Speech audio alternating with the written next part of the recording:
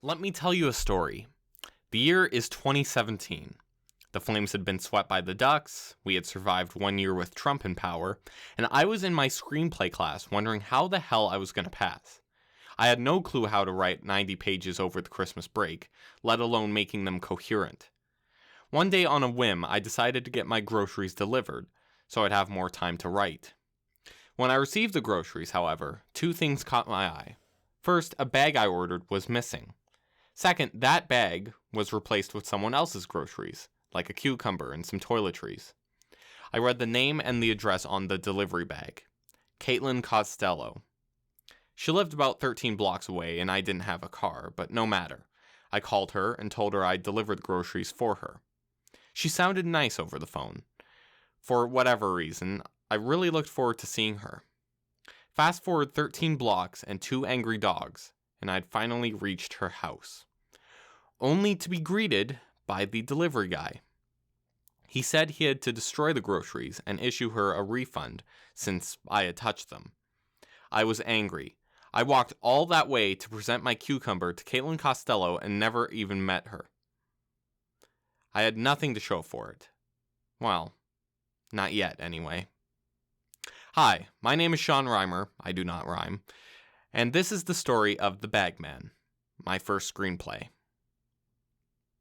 Now, I know what you're thinking. How does a short story like that translate into a screenplay? Well, first, you start by adding stakes, which makes everything seem bigger. I made the protagonist an agoraphobic autistic gamer, and I made Caitlin Costello a CIA agent. Both characters are going through very stressful life and death scenarios. One just happens to be taking down a murderous tyrant, while the other is delivering groceries, and trying not to engage in whatever social situations appear in front of him to deliver those groceries. Plus, it'll make for a cool finale when the worlds collide. I also made the mere 13-block walk into an entire commute across the greater Vancouver area, which is very big. If you want to know more about writing your own screenplay, I would highly recommend the book Save the Cat by Blake Snyder. The essential gist is that you create a logline, which is a basic summary of your story that you can say to someone in an elevator in around 10 seconds, and 15 story beats to go around it. Don't worry, I'll get to those when we go through my story. Now, unfortunately, I have no clue where all my files went when writing this, and it's been 3 years now. My basic logline went something like this. An agoraphobic gamer is paid to deliver groceries to a CIA agent on the run. Short, sweet, and to the point, even if it sounds ridiculous. Did I mention I got 100% in this class? Anyway, from there it was a matter of writing down my 30 or so scenes on cue cards scattered across my basement suite so that I knew what each character wanted. I had to hit 30 cards in order to even hope of reaching 90 pages for the project. The first draft of The Bagman came in at 92 pages, so mission accomplished. Unfortunately, those cards have been destroyed because I really wasn't planning on making this video 3 years ago. Stupid me. Now the hard part.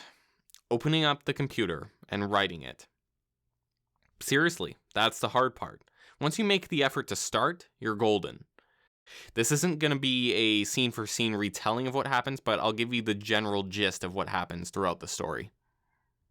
The movie, and yes, I'm calling it that, opens to a shot of a messy, dark bedroom with food containers and bills scattered about.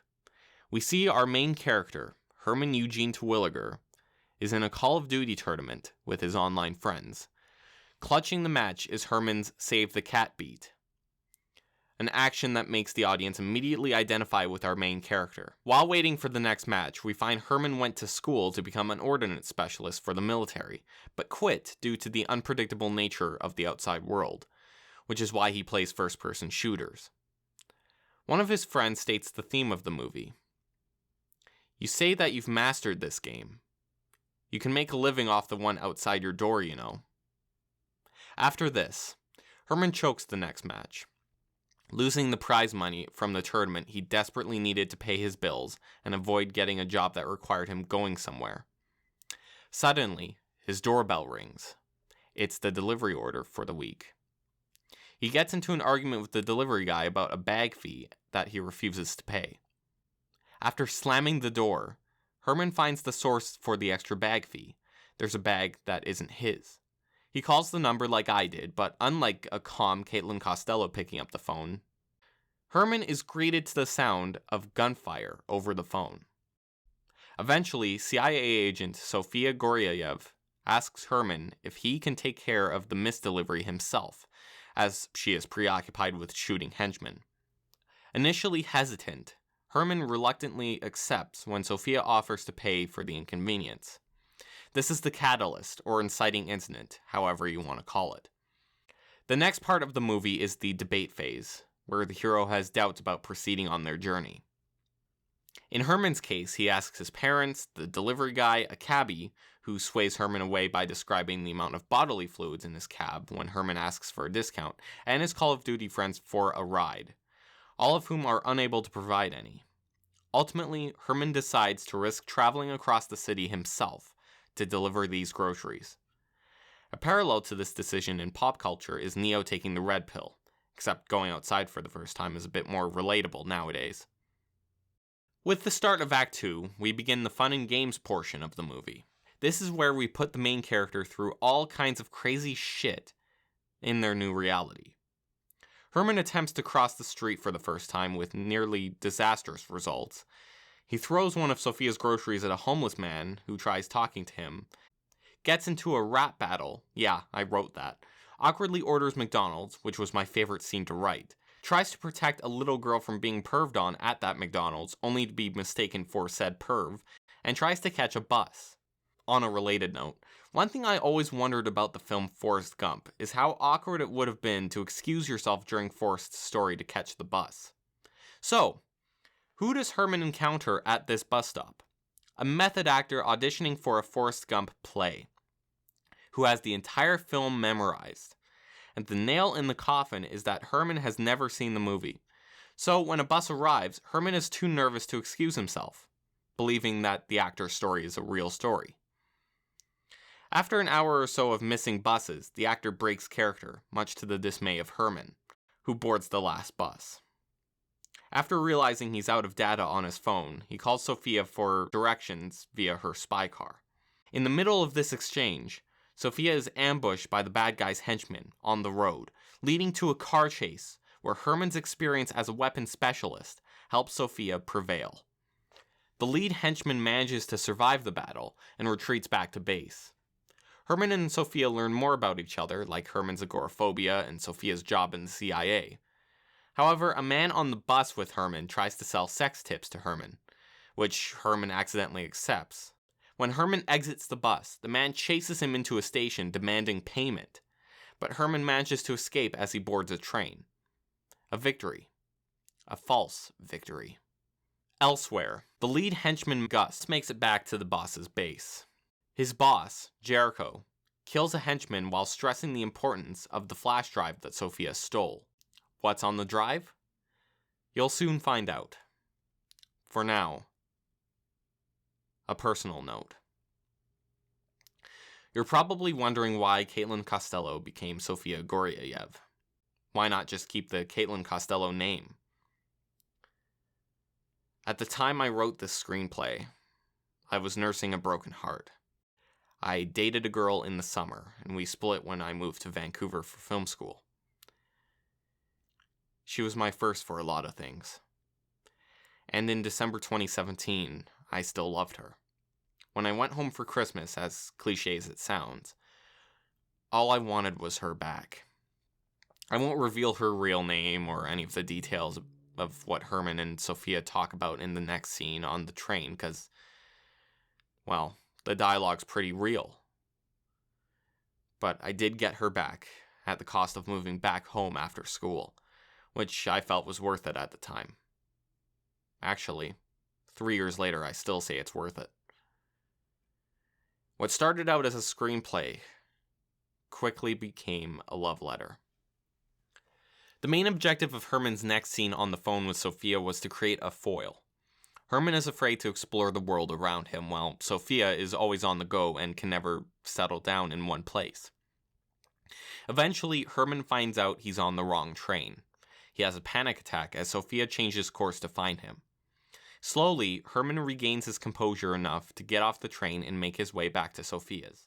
Jericho is also on the trail of Herman via a tracking chip in the groceries. If I had to rewrite this, I'd put a tracking chip on Sophia's car instead. This all leads to a standoff with Jericho taking hostage of Herman at Sophia's house when Sophia arrives. Jericho reveals that he's been hijacking a percentage of Activision's microtransactions from Call of Duty on a flash drive, the same flash drive that Sophia stole, and it contains all of the bank information and stocks as evidence. Jericho also reveals that he had poisoned Sophia's groceries in an attempt to assassinate Sophia when she got home. Being exposed to the poison, Herman collapses, giving Sophia the chance to hit Jericho with a smoke bomb and flee with Herman. Jericho and his henchman Gus split up to pursue, with Jericho giving chase in an attack helicopter. I don't like this scene in hindsight, and if I were to change it, I would just have Herman get shot as he tries to escape. I wanted Herman injured to add stakes to the pursuit. Throughout the movie, Herman routinely gave the strangers he met chocolate from the grocery bag, accidentally causing all their deaths. I'd scratch this bit of humor for clarity, as the movie is already pretty busy. Anyway, back to the chase. Sophia and Herman attempt to get back to headquarters to provide Herman an antidote, or to fix his gunshot wound, whatever you prefer. They disable Gus's Jaguar, but they are pursued by Jericho's helicopter. The Tesla she's driving goes into battery saving mode and limits performance. Not sure if Teslas actually do that because I'm broke. Anyway, the chase spans from Surrey to Stanley Park to downtown as Jericho blows up multiple shops and SkyTrains. Finally, while on the top of a parking garage, Herman activates the Tesla's performance mode as Sophia drives off a ramp into the helicopter, destroying it. Sophia continues on her way to headquarters, but Herman falls unconscious. Distracted, Sophia doesn't notice Gus coming as she takes off her seatbelt to help Herman. The Tesla crashes headfirst into Gus's Jag, making Sophia fly out the window. Gus walks over to her to finish the kill. But just as all hope is lost, Herman comes to just in time to shoot Gus right in the head. Both Herman and Sophia lose consciousness. Sophia comes to find Herman in her hospital room. He drops off what remains of her groceries and tries to leave, but Sophia stops him, offering him a job with the CIA, which Herman hesitantly accepts. The movie ends with Herman and Sophia coming home together after grocery shopping, snuggling on the couch and playing Call of Duty. The Bagman isn't perfect in the slightest. It's convoluted, cliched, and strange. But, in my experience, life tends to be like that. At least that's how it was with my Sophia. It's been 2 years without her, and I've moved on in some ways, grown in others. There's a piece of me that I'll never get back from her, and there's a piece of her in my head every day. Sometimes I have conversations with her in my head, and I can't help but smile. Despite the lies and the hurt she caused towards the end, I know that deep down, at least Herman and Sophia are doing just fine. I'm Sean Reimer. I don't rhyme. Thanks for listening.